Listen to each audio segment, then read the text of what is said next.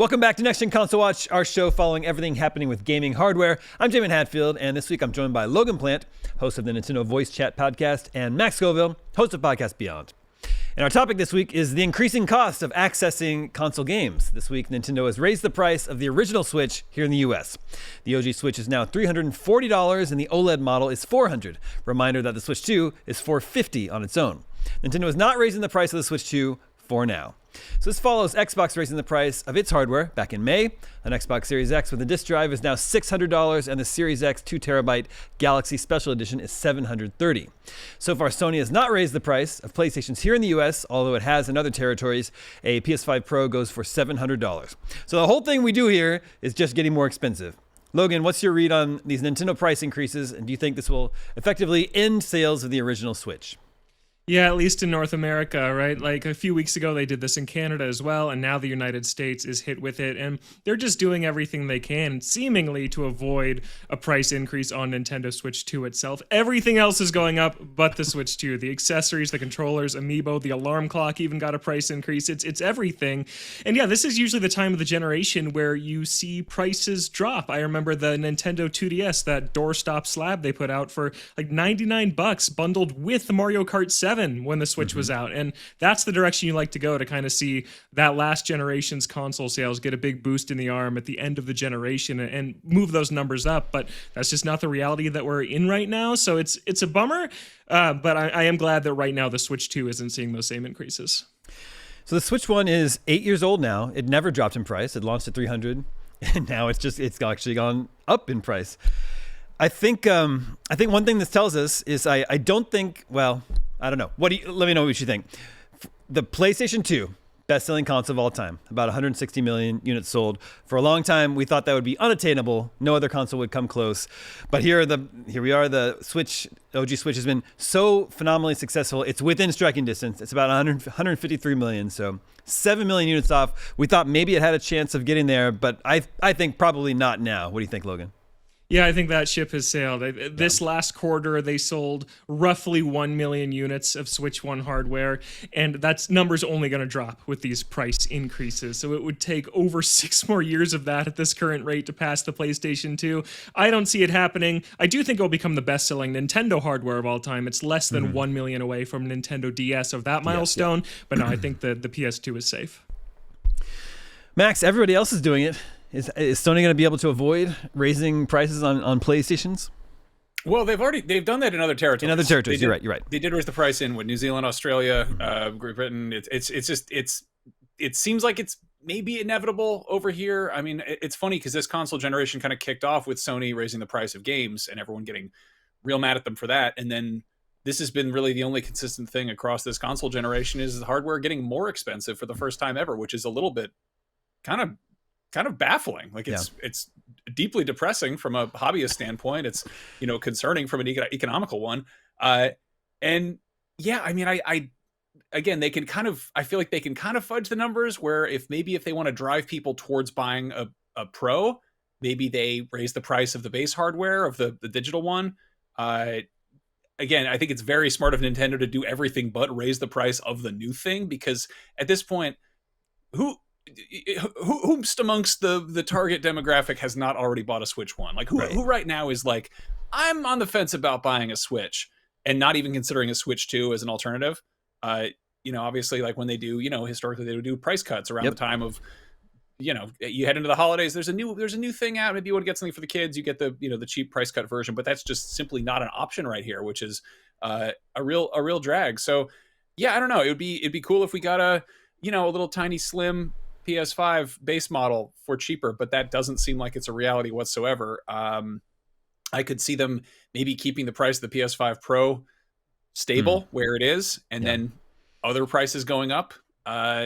Still not fun. I think there's going to be a lot of weird conversations around the next generation of hardware as we get towards that, and I can't help but wonder if the cost of stuff that came out 5 years ago is going up, is that going to see us delaying whatever the next generation of hardware is? Yeah.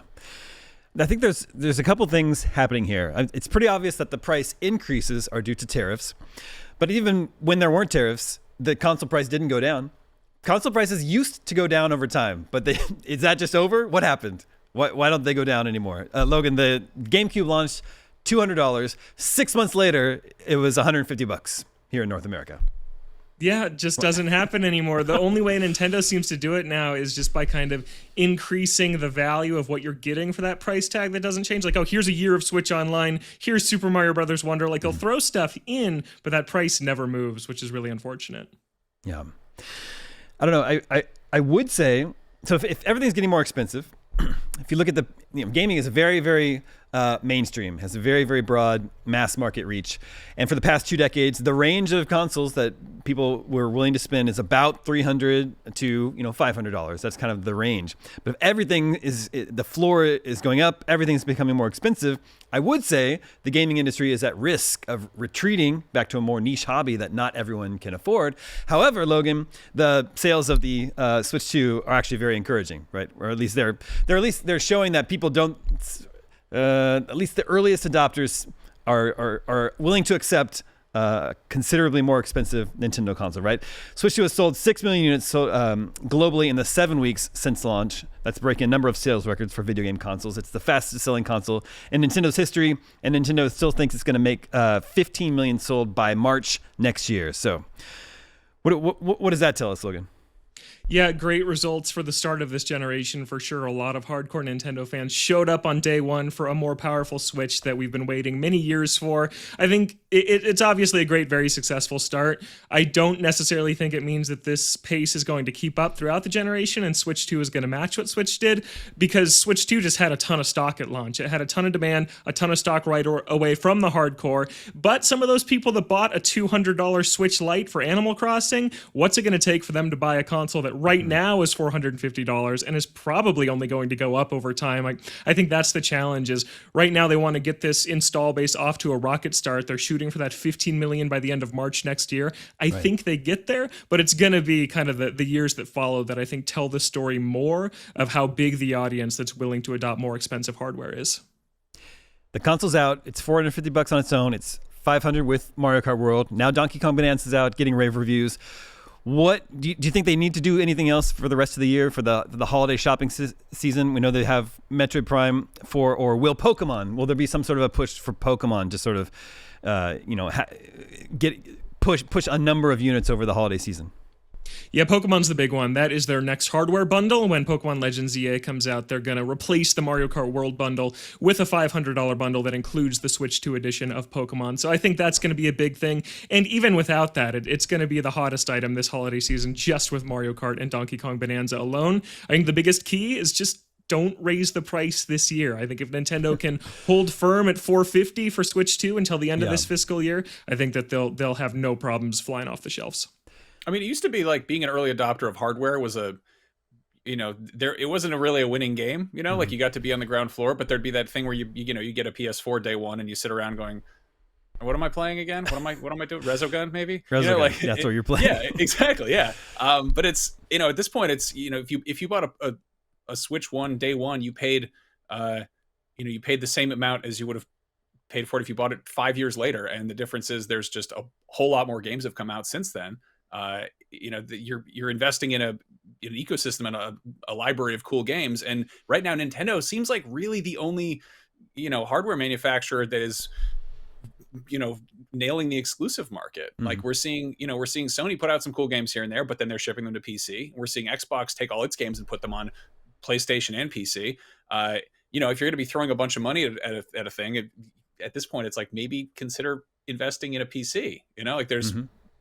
I love console gaming. It's straightforward. It's plug and play. It's all that. But at the same time, the one of the big selling points was that it was a cheaper alternative to PC hardware. Yep. And that seems to be less and less the case as we're, when you've got a $700 PS5 Pro, obviously, getting the same fidelity from a PC with, similar specs is going to be more expensive than that. But at the same time, in for a penny, in for a pound. But at the end of the day, if the goal is to play games, Nintendo seems to be the only one who can really justify that. And again, to Logan's point, if they can hold off on making the Switch 2 more expensive, I think also having that impending fear of it getting more expensive might actually drive people to picking it up sooner rather than later. Yeah, that's a good point. Logan, do you think that's part of Nintendo's strategy? Is it a demonstration? Is it say, look, we can raise prices on our consoles. We might have to do it on the Switch 2 at some time, so maybe pick it up sooner than later. Yeah, I feel like that's an unintentional byproduct of raising prices everywhere else. I think that their goal, President Shintaro Furukawa has said, we want as many people in year one as possible, so we're going to hold that price firm. But you're right, Damon. They do say in this price raise press release, we might have to do this to Switch 2 and Nintendo Switch Online, but we're not doing it right now. So yeah, maybe that is more of a motivator this holiday season. Well, I mean, the Switch 2 is manufactured in Vietnam and China, so these are countries that U.S. has tariffs on, so there is a good chance they might eventually have to raise the price. Viewers and listeners, I want to know, are you worried Nintendo Switch 2 will get a price increase?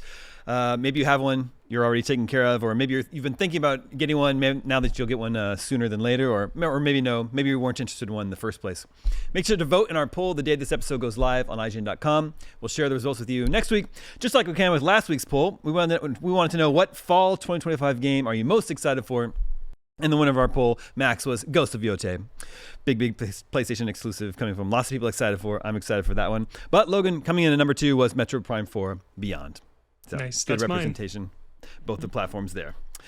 Okay, viewers, listeners, now is a great time to score some incredible games through Humble. Live now through September 2nd. Grab Persona 5 Royal, Banishers, Ghost of New Eden, My Time at Sandrock, and more. Whether you're building your backlog or discovering something new, it is the perfect time to pick up these fan favorites. Plus, every purchase supports a good cause. Get a curated mix of PC games every month, all for just $14.99 a month. And that's our show. Thank you to Logan and Max for joining me today. Thank you to everyone working behind the scenes to make this episode possible. My name is Damon. We'll be back next week with more on the latest in gaming hardware. We'll see you then.